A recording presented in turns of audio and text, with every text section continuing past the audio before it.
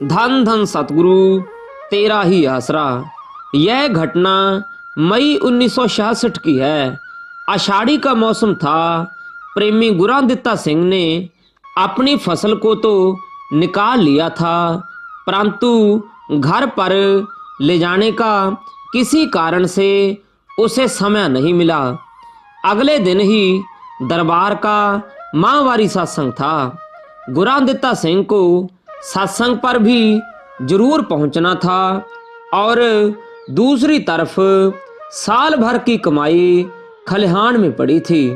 गुरादित्य सिंह का मन तो उसे रोकना चाहता था कि कोई बात नहीं, सत्संग तो अगले महीने कर लेना, साल भर की मेहनत है, इसे संभाल ले। परंतु उसकी आत्मा उसे सत्संग में पहुंचने की प्रेरणा दे रही थी।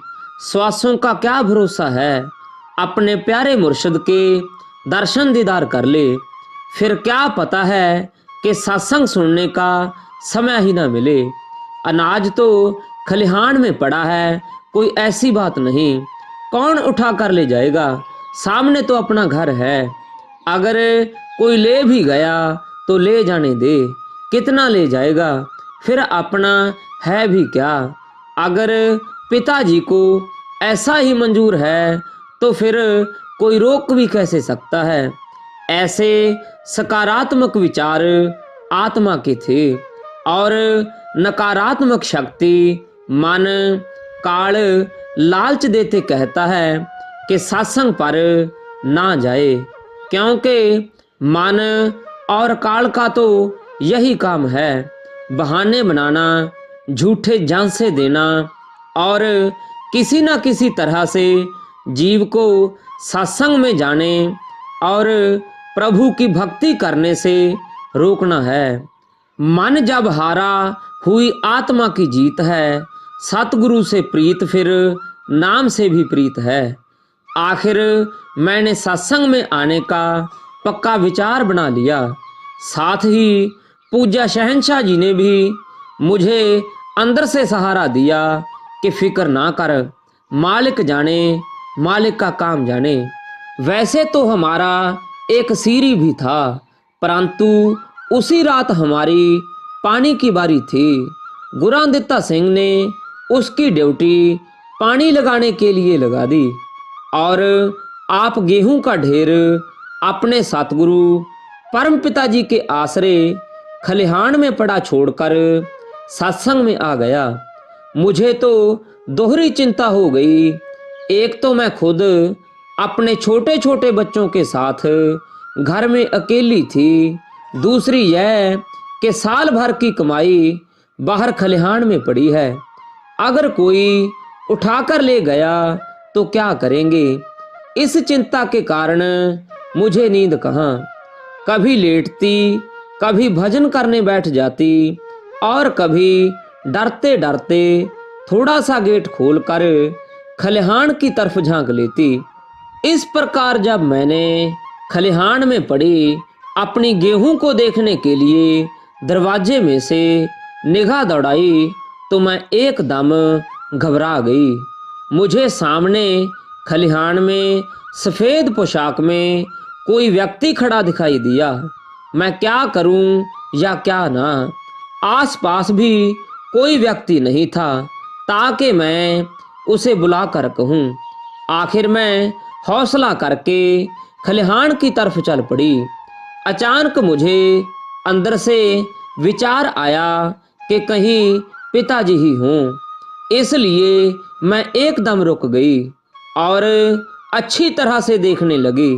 मैंने बड़े ध्यान से देखा कि पूजनीय परम पिताजी लाठी पकड़े हुए धीरे धीरे गेहूं के ढेर के इर्द गिर्द चक्कर लगा रहे हैं। मुझे पूरा विश्वास हो गया कि कुल मालिक परम पिताजी स्वयं ही हैं। मैं अपने सतगुरु खुदा के दर्शन करके बहुत खुश हुई। मैं इस श्रद्धा से खलिहान की तरफ चली जा रही थी कि एक तो नज़दीक जाकर मैं पूज्य पिताजी के दर्शन कर लूं और दूसरा चाय पानी के लिए अर्ज करूं। यह सोचकर मैंने अभी 2 कदम ही आगे बढ़ाए थे कि पूजनीय परम पिताजी सामने से एकदम अदृश्य हो गए। मैंने 1-2 मिनट तो वहां खड़े रहकर देखा, परंतु फिर जल्दी घर लौट आई कि कहीं बच्चे अपने आप को अकेले पाकर डर ना जाएं। मैं अभी जागृत अवस्था में चारपाई पर लेटी हुई थी कि अचानक मुझे 1-2 आदमियों के पदचापों की आवाज सुनाई दी, जैसे वे दौड़े जा रहे हैं।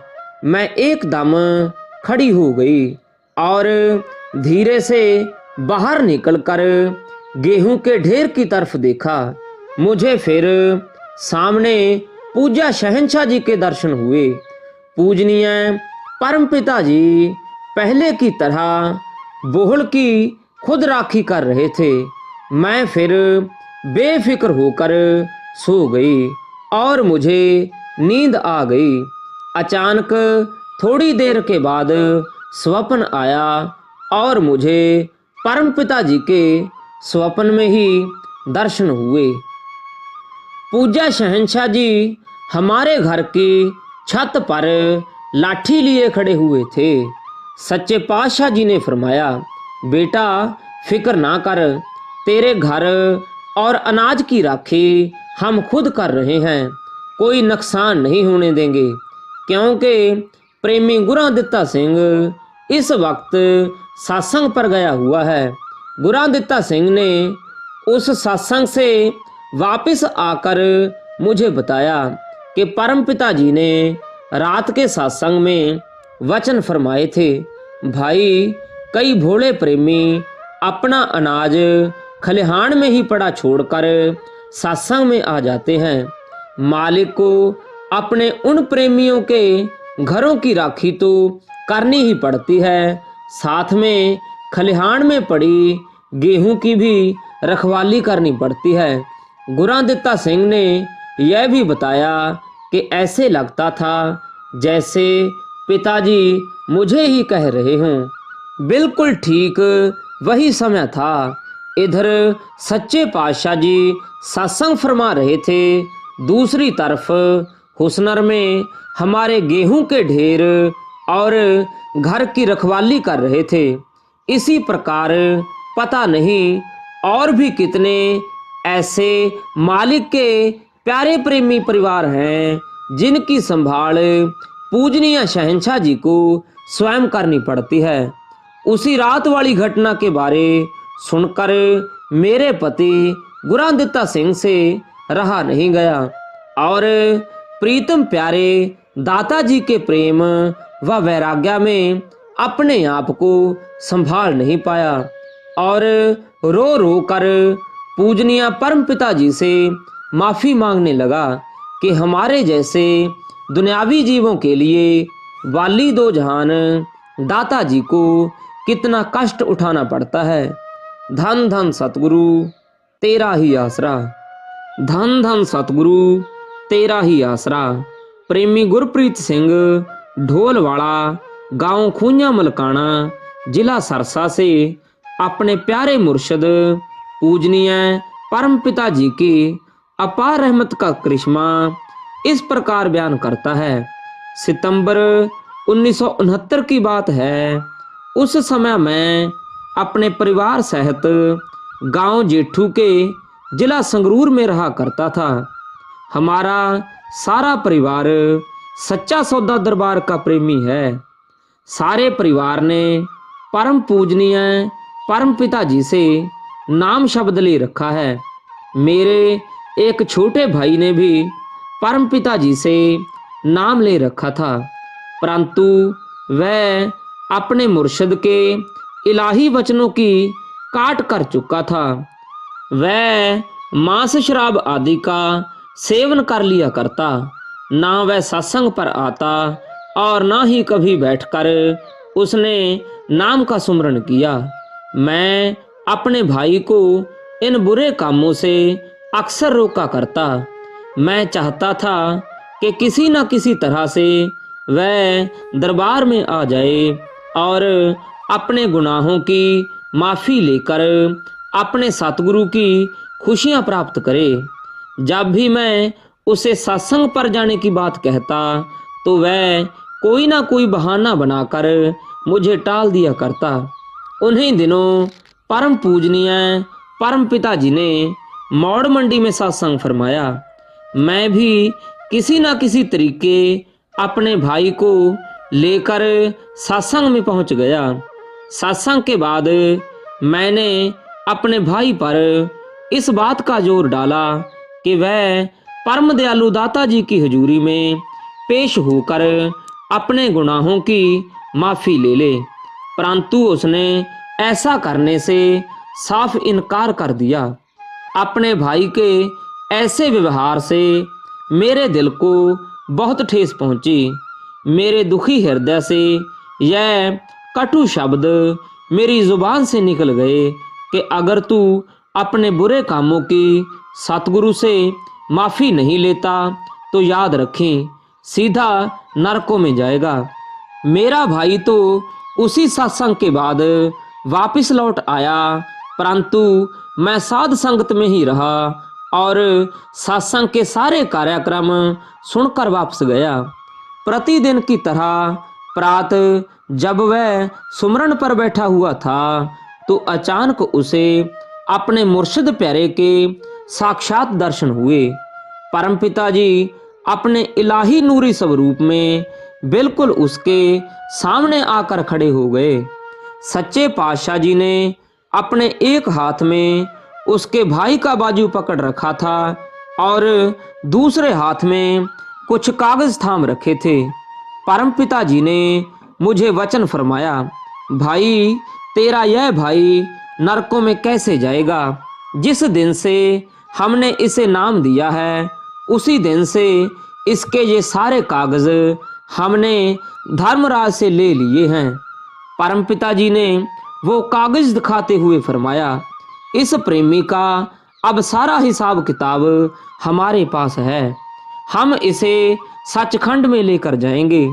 इसके साथ ही परम पूजनीय शहंशाह जी ने मेरे भाई के वो सारे कागज उसके सामने ही फाड़कर एक तरफ फेंक दिए और मेरे भाई को भी उसी वक्त अपने साथ सचखंड में ले गए। अगले दिन 20 सितंबर को साबुआना गांव का सत्संग था।